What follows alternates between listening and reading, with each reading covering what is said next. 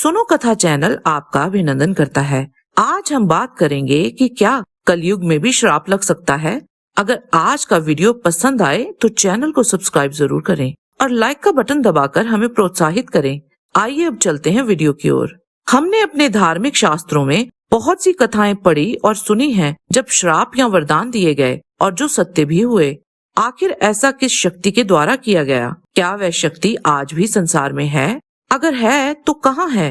क्या यह शक्ति किसी भी इंसान के अंदर हो सकती है? आइए जानते हैं।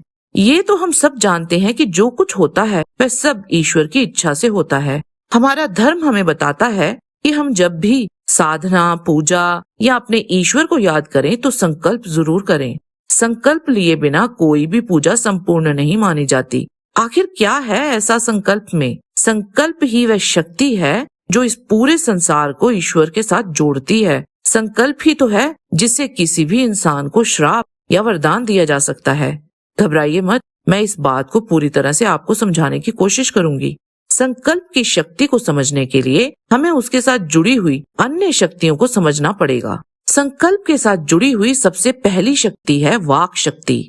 शब्दों के द्वारा जब नफरत या प्रेम से किसी का हित और अहित करने की इच्छा जागृत होती है तो यह भावनाएं इंसान के अंदर एक तीव्र शक्ति पैदा करती हैं। और क्योंकि हम उन भगवान का ही एक अंश हैं, वाक शक्ति हमें भी ब्रह्मांड को आदेश देने की गति प्रदान करती है। इसी वाक शक्ति से दूसरी शक्ति पैदा होती है और वह है मानसिक शक्ति। यही वह शक्ति है जो हमारी आत्मा को वह बल देती है जिससे हम अपनी इच्छा शक्ति को दृढ़ बनाकर किसी दूसरे का मंगल या अमंगल करने में समर्थ हो पाते हैं। और श्राप देने की सबसे बड़ी शक्ति आती है तपस्या, धर्मवादिता, भक्ति, योग और ब्राह्मण से। जब यदुवंशियों को ब्राह्मण द्वारा विनाश का श्राप दिया गया तो यही वह शक्ति थी जिसका प्रयोग करके यदुवंशियों का विनाश निश्चित हुआ था। जब समय आया तो अपने आप घटनाएं ऐसी होती चली गई और वह श्राप सत्य सिद्ध हो गया। यही है संकल्प की शक्ति। जब हम सत्य निष्ठा और वाक शुद्धि से कोई संकल्प लेते हैं तो समस्त सृष्टि उसे सत्य सनातन भगवान के तुल्य मानती है। इस पर प्रयोग करके देखिएगा। अब से जब भी पूजा करें संकल्प लेकर करें और फिर उस भक्ति का प्रभाव देखिए। अब जानते हैं कि संकल्प के लिए क्या जरूरी है। संकल्प करने से पहले आचमन बहुत आवश्यक है। मन का शुद्धिकरण अति आवश्यक है। हमारा अंतःकरण बहुत से विकारों से युक्त है। उन विकारों को अपने से दूर कर पाना बहुत कठिन कार्य है। यही काम आती है मन की एकाग्रता, जो भगवान में हमें अपना मन स्थिर करने की शक्ति प्रदान करती है ताकि हमारी वाक शक्ति से ऊर्जा पैदा हो सके।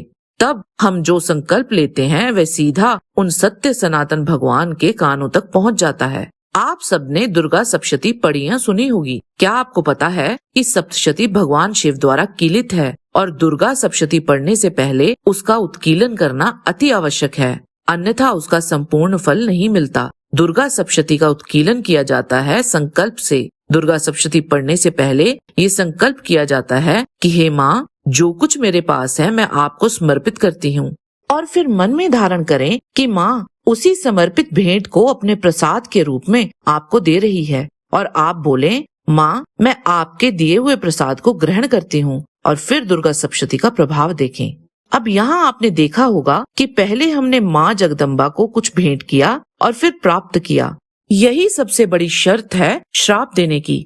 जब किसी को श्राप दिया जाता है तो जो श्राप देता है उसकी तपस्या, योग शक्ति और पुण्य का क्षय होता है, क्योंकि इसी शक्ति का प्रयोग करके श्राप को संचालित किया जाता है। यहाँ मैं आपको भगवान श्री कृष्ण की एक छोटी सी कथा सुनाना चाहूंगी। जब भगवान श्री कृष्ण ने उत्तरा के गर्भ में मरे हुए परीक्षित को जीवित किया, जो अश्वत्थामा के ब्रह्मास्त्र से मर चुका था, तब भगवान ने कहा, मैंने खेल कूद में भी कभी मिथ्या भाषण नहीं किया है और युद्ध में कभी भी पीठ नहीं दिखाई है। इस शक्ति के प्रभाव से अभिमन्यु का ये बालक जीवित हो जाए। यदि धर्म ब्राह्मण मुझे विशेष प्रिय हैं तो अभिमन्यु का ये बालक जीवित हो जाए।